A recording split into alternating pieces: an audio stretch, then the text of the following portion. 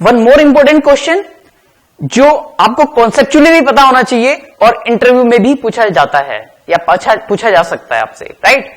और क्वेश्चन है कि सुपर क्लास का रेफरेंस वेरिएबल सब क्लास का ऑब्जेक्ट होल्ड कर सकता है, बट सब क्लास का रेफरेंस वेरिएबल सुपर क्लास का ऑब्जेक्ट होल्ड नहीं कर सकता। Why, right. मैं आपको एक बार एक्सप्लेन करके बता देता हूं कि क्वेश्चन क्या है। क्वेश्चन है कि मान लीजिए एक क्लास X है और एक क्लास है Y जो एक्सटेंड है किससे, X से एक्सटेंड है इस तरीके से। और क्वेश्चन ये है कि सुपर क्लास यानी सुपर क्लास कौन सी है, X का रेफरेंस वेरिएबल OB क्या होल्ड कर सकता है, किसी भी सब क्लास का ऑब्जेक्ट होल्ड कर सकता है, न्यू Y। ये आप ऑलरेडी देख चुके हैं। लेकिन सब क्लास का रेफरेंस यानी class Y OBY equal to new X ऐसा नहीं कर सकता।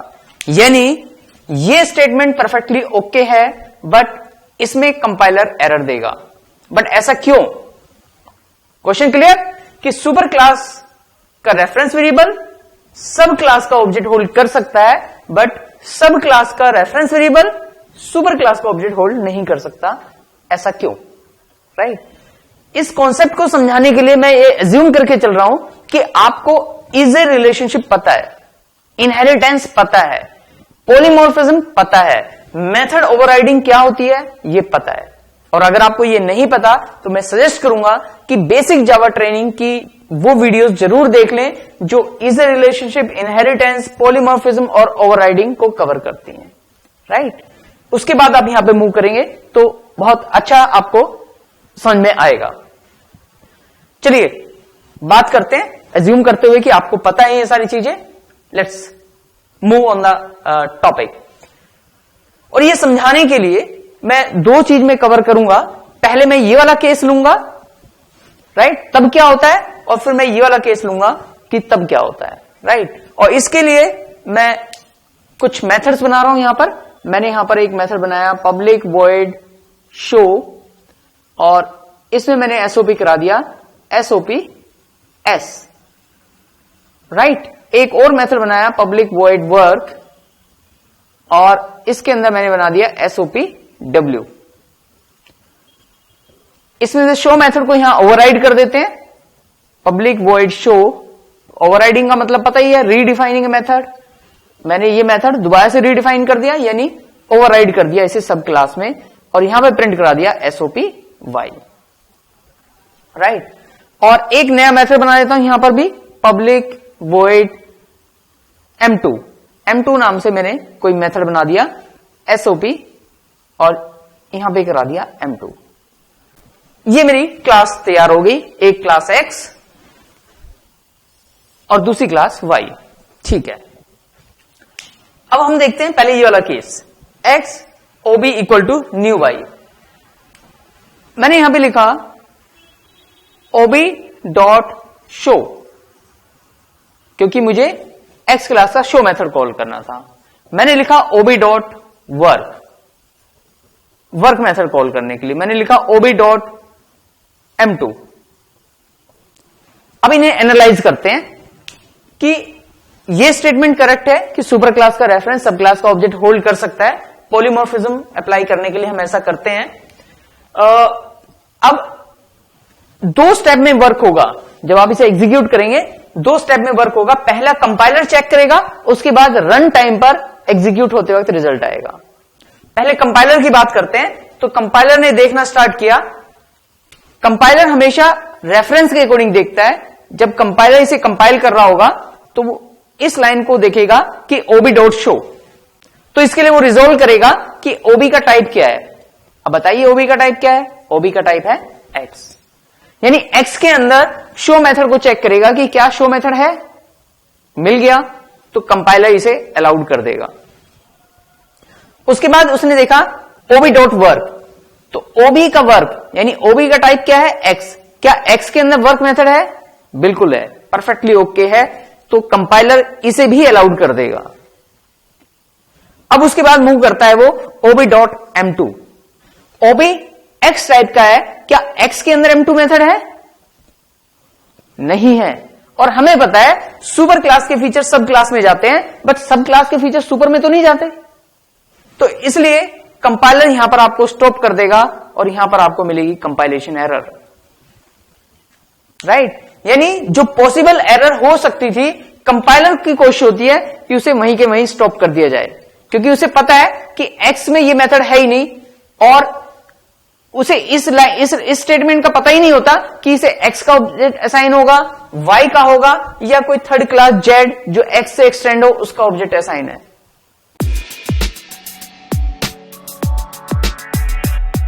वो सिर्फ रेफरेंस के अकॉर्डिंग चेक करेगा और इसलिए वो आपको यहां पर स्टॉप कर देगा और कंपाइलर एरर दे देगा। तो आपको इस लाइन को कमेंट करना पड़ेगा, राइट।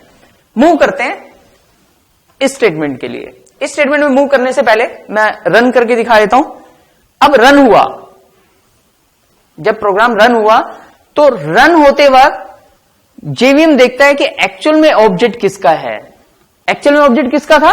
वाई का था। तो वाई के अंदर शो भी है और M2 भी है, राइट।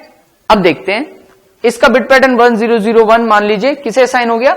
ओबी को असाइन हो गया 1001। ओबी का शो यानी वाई क्लास का शो कॉल होगा, क्योंकि ऑब्जेक्ट वाई का है तो प्रिंट करेगा क्या? वाई। क्योंकि ऑब्जेक्ट किसका है? वाई का है, तो वाई का मेथड कॉल होगा शो और प्रिंट हो गया वाई। ओबी डॉट वर्क, अब वर्क मेथड तो है नहीं यहां पर, लेकिन हमें पता है कि वाई जो है एक्सटेंड है एक्स से, तो जो वर्क मेथड है वो इनहेरिट होकर के आया होगा, यानी वर्क मेथड यहां पर इसे अवेलेबल होगा। क्योंकि इनहेरिट करने का मतलब है कि सुपर क्लास के फीचर सब क्लास में आ जाते हैं, तो ओबी डॉट वर्क यानी ये वाला वर्क मेथड कॉल होगा जो इनहेरिट होकर के आया है। तो कंपाइलर की कोशिश होती है कि जो पॉसिबल एरर्स हैं जिसका उसे पता नहीं है, तो वो कंपाइल टाइम पर ही उन्हें स्टॉप कर देता है। हालांकि M2 मेथड यहां पर होता, लेकिन कंपाइलर रेफरेंस के अकॉर्डिंग जब चेक कर रहा है तो उसे पता है कि ऐसा हो सकता है कि ऑब्जेक्ट वाई का ना असाइन होकर के जेड का असाइन हो जाए, और अगर जेड का असाइन हुआ होता और उसमें M2 मेथड नहीं होता तो प्रॉब्लम हो जाती। मान लीजिए एक क्लास हो रहा है जेड, क्लास जेड, और इसके अंदर ये मेथड नहीं है, कोई भी मेथड नहीं है, बट ये एक्सटेंड है एक्स से। अब क्या हो सकता है? क्योंकि सुपर क्लास का रेफरेंस किसी भी सब क्लास का ऑब्जेक्ट होल्ड कर सकता है, तो हो सकता है ये वाई का होल्ड करे, हो सकता है ये जेड का होल्ड करे। कंपाइलर को नहीं पता कि जेड का असाइन होगा या वाई का असाइन होगा, क्योंकि ये ऑब्जेक्ट रन टाइम पर बनेंगे, कंपाइल टाइम पर नहीं बनेंगे। तो कंपाइलर सिर्फ इसके भरोसे चलता है, इसके बेस पर देख करके बताएगा, क्योंकि जो इसके अकॉर्डिंग कंपाइल हो गया, फिर चाहे ऑब्जेक्ट जेड का हो चाहे वाई का हो, वो कंपाइल होगा ही होगा, क्योंकि सुपर क्लास के सारे फीचर इनहेरिट होकर के जा रहे होंगे, राइट। तो आई होप कि ये आपको क्लियर हो गया होगा। अब मूव करते हैं इस पॉइंट पर कि ऐसा क्यों नहीं है, राइट। इसका सॉल्यूशन बताने के लिए फिर से ऐसे ही हम मेथड को कॉल करेंगे। मैंने यहां पर मेथड कॉल किया oby dot show, oby dot work and oby dot M2। थोड़ी देर के लिए मान लेते हैं कि कंपाइलर ने इसे अलाउड कर दिया, करेगा नहीं बट थोड़ी देर के लिए मान लीजिए उसने अलाउड कर दिया। जब अलाउड कर दिया तो कंपाइलर ने रेफरेंस के अकॉर्डिंग देखा क्या कि oby डॉट शो, क्या वाई क्लास के अंदर शो मेथड है? बिल्कुल है, उसने अलाउड कर दिया। क्या वाई क्लास के अंदर वर्क मेथड है? इनहेरिट होकर के आ रहा होगा, तो ये भी ओके है। उसके बाद oby डॉट M2 भी ओके है। यानी अगर ये स्टेटमेंट अलाउड हो गई होती तो कंपाइलर ने इन्हें भी अलाउड कर दिया होता। अब रन टाइम पर देखते हैं। रन टाइम पर ऑब्जेक्ट किसका बना? ऑब्जेक्ट बना एक्स का, और एक्स के अंदर तो बस ये दो मेथड हैं, शो एंड वर्क। तो रन टाइम पर शो कॉल हो जाता, वर्क कॉल हो जाता, बट उस केस में ये M2 कहां से लाता? राइट। तो इसलिए क्योंकि ऐसी प्रॉब्लम रन टाइम पर प्रॉब्लम इस टाइप की ना आए, इसलिए ये रूल है कि सुपर क्लास का रेफरेंस सब क्लास का ऑब्जेक्ट तो होल्ड कर सकता है, बट सब क्लास का रेफरेंस सुपर क्लास का ऑब्जेक्ट होल्ड नहीं कर सकता। क्योंकि जो मेथड सुपर क्लास के अकॉर्डिंग कंपाइल हो गया, इस बात की श्योरिटी है कि वो सब क्लास में होंगे ही होंगे, लेकिन ये श्योरिटी नहीं है कि जो सब क्लास के अकॉर्डिंग कंपाइल हो गया वो सुपर क्लास में अवेलेबल हो, क्योंकि फीचर तो सुपर क्लास के सब क्लास में इनहेरिट होते हैं, सब क्लास के सुपर क्लास में नहीं जाते। I hope the question is clear, answer is clear. और अगर नहीं है तो मैं चाहूंगा एक बार आप इस वीडियो को दोबारा से देखें तो आपको बेटर क्लैरिटी आएगी। बाकी जो मैंने टॉपिक बताए, inheritance, polymorphism, is a relationship, ये देखने के बाद जब आप इस वीडियो को देखेंगे तो बेटर ग्रैब कर पाएंगे। All the best.